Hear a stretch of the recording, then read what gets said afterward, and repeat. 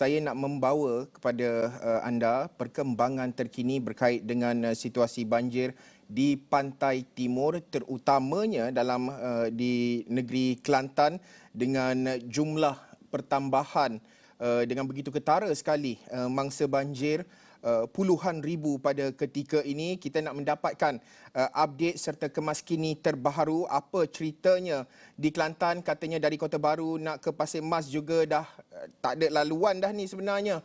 Laluan darat secara biasa tak boleh. Apa ceritanya? Saya nak terus saja bersama dengan Fandi Muhammad. Fandi, mungkin boleh bawa perkembangan terkini situasi banjir terutama di negeri Kelantan dan juga jajahan-jajahan tertentu yang paling teruk dibadai pada ketika ini. Baik, terima kasih Ashraf. Benar, laluan untuk masuk ke jajahan Pasir Mas termasuklah di kawasan kritikal ketika ini di Ratau Panjang tidak boleh dilalui oleh sebarang kenderaan ringan. Apatah lagi lori yang 10 tan melebihi 10 tan juga tidak lepas untuk melalui kawasan Pasir Mas ataupun terutamanya di Kampung Lubuk Jong, di mana jumlah mangsa banjir yang berpindah di jajahan Pasir Mas telah pun melebihi angka 5,000 orang yang ditempatkan di lebih daripada 50 buah pusat pemindahan yang telah diwujudkan di jajahan Pasir Mas. Dan untuk makluman pada ketika ini juga jajahan Pasir Putih hampir pulih, di mana kesemua laluan untuk masuk ke bandar Pasir Putih hanya boleh dilalui oleh kenderaan ringan. Bagaimanapun seperti yang saya maklumkan tadi, jalan-jalan alternatif menuju ke kawasan bandar Pasir Putih termasuklah jalan Jelur Bacok menuju ke Pasir Putih masih tidak boleh dilalui oleh kenderaan ringan. Dan untuk terkini jumlah mangsa banjir yang ditempatkan di pusat pemindahan sementara lebih daripada 31,000, di mana Pasir Mas masih lagi dianggap sebagai jajahan yang kritikal, terputus hubungan dengan dunia luar, dan Pasir Putih agak sedikit pulih berbanding dengan semalam. Begitu juga di kawasan Macang yang mana jumlah mangsa banjir yang masih lagi berlindung di pusat pemindahan sementara sekitar angka hampir 1,000 orang yang masih lagi berlindung. Di Kuala Kerai masih lagi mencatatkan angka yang agak tinggi, sekitar lebih daripada 4,000 mangsa banjir yang berlindung di pusat pemindahan sementara. Dan Kota Baru khasnya masih lagi merekodkan jumlah mangsa banjir yang melebihi 3,600 orang, dan kemungkinan mereka berada sedikit lama, mungkin besok atau lusa, ini kerana soal peparitan ataupun soal aliran keluar air itu mungkin menjadi satu kekangan buat penduduk, terutamanya di kawasan Melur, Kubah Kriang dan sebagainya. Dan seperti yang dilaporkan ataupun dimaklumkan oleh mangsa banjir, situasi banjir yang melanda pada kali ini boleh disifatkan sebagai suatu tragedi seakan-akan sama dengan Bah Kuning pada tahun 2014 yang kebanyakan penduduk khasnya di kawasan Tumpat dan juga di kawasan Kota Baru ini mereka orang kata mengalami kerugian akibat kereta yang terperangkap, barangan yang tidak sempat dibawa keluar, pakaian yang tenggelam dan juga alatan perabot di dalam rumah. Jadi apa kata Ashraf, kita dengarkan terlebih dahulu apa yang diluahkan oleh mangsa banjir di pusat pemindahan sementara itu. Kerugian tu macam super 2014 jugalah. 2014 dulu air menuh macam tobing tu. Panas. Tapi hari ni dia air hujan. Tapi kita standby dah. Tapi tak boleh buat gapo, tawakal lah. Saya pun bawa balik sana, masuk lagi sana pun. Peti gapo, tak boleh buat apa dah lah. Bagi elektrik tu. Kelabuk gapo tu. Gok bagi atas rumah pun. Kak dada dah. Walaupun air hujan macam hujan pun supon dengan 2014. Air naik. Dempuh merah lagi. Kalau hak buah merah kak, tak tahu Allah Alam lah. Gitulah. Boleh dua baru ni tak ada naik atas rumah. Takat Pala Loti lah. 2 putang nak tangga saja. Jadi semalam tu keluar. Hari Ahad tu memang hujan derek. Lepas tu sebab bawa balik kerja tu tengok air balik tu air takat lutut. Saya masuk ke motor. Lepas tu nak ambil baju, boleh baju kelawar dengan baju tu je. Pakai baju air naik cepat. Tak ada ni baju. Tak boleh nak kerja, tak boleh nak berapa lagi.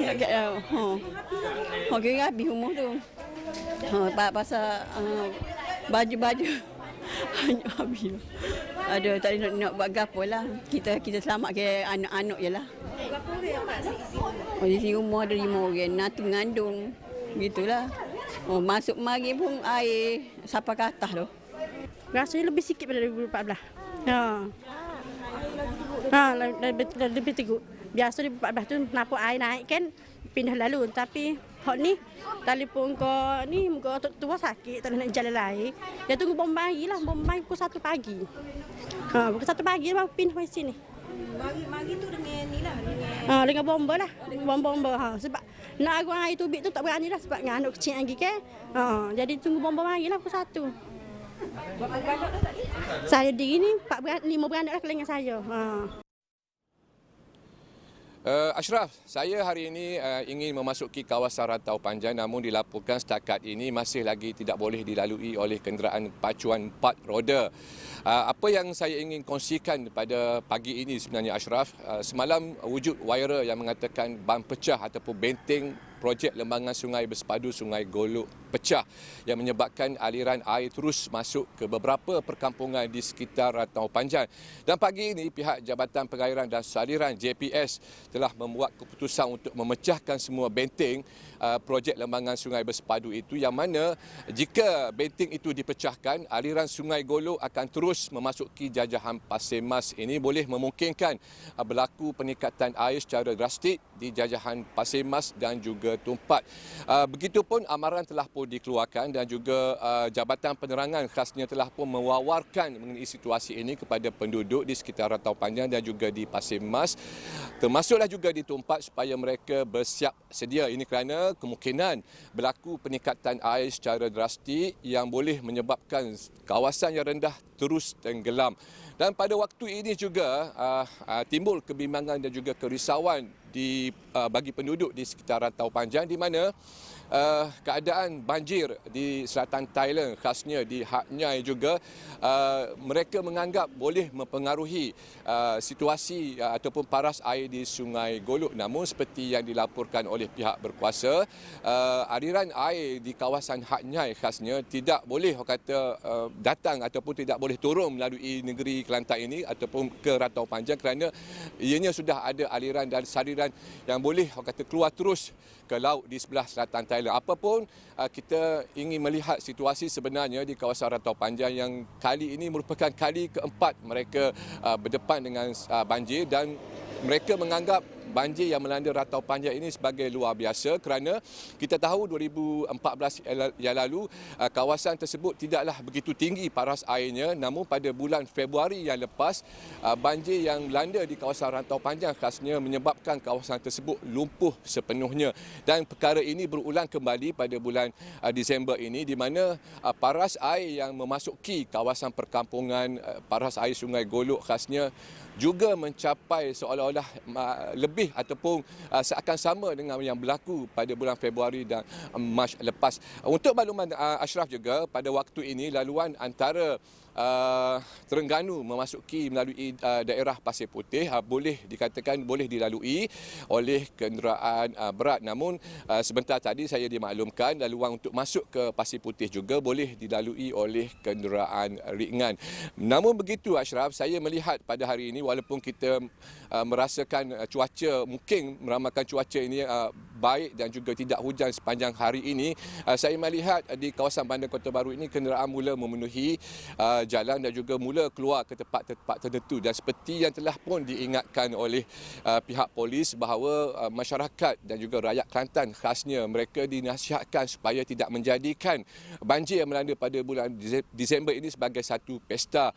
Ini kerana bila mana mereka pergi melihat air di kawasan tertentu ataupun di jalan-jalan yang agak sempit, ianya akan menyusahkan pihak berkuasa, termasuklah menyusahkan mereka yang membawa mangsa banjir, terutamanya yang menggunakan lori ataupun bot, kerana laluan mereka terhalang. Apapun hari ini juga Ashraf, saya melihat ada rombongan daripada negeri Pulau Pinang dan juga negeri lain telah sampai ke Kelantan ini, badan bukan kerajaan. Saya kira mereka telah pun berkonvoi secara berkumpulan dan juga memasuki kampung-kampung tertentu bagi menyampaikan bantuan dan juga menghulurkan sumbangan kepada mereka yang terjejas dengan banjir ini Ashraf. Okey, baik Muhammad Fandi. sudah tentu difahamkan pada ketika ini juga sekejap hujan, mendung juga di beberapa kawasan. Muhammad Fandi sebelum lintas langsung tadi juga hujan juga dilaporkan di sekitar Kota Baru. InsyaAllah kita doakan semoga cuaca bertambah baik dan keadaan kembali reda, terutamanya situasi banjir termenung terutamanya yang sudah tentu menyukarkan penduduk mereka yang berada di PPS untuk balik ke rumah masing-masing untuk melakukan pembersihan dan sebagainya. Terima kasih Muhammad Fandi. Kita akan terus berlintas langsung dari semasa ke semasa untuk membawakan perkembangan terkini berkait dengan situasi banjir di Kelantan dan juga di Terengganu. Kita ada Hilmi Malik dan juga Nur Fazlizai.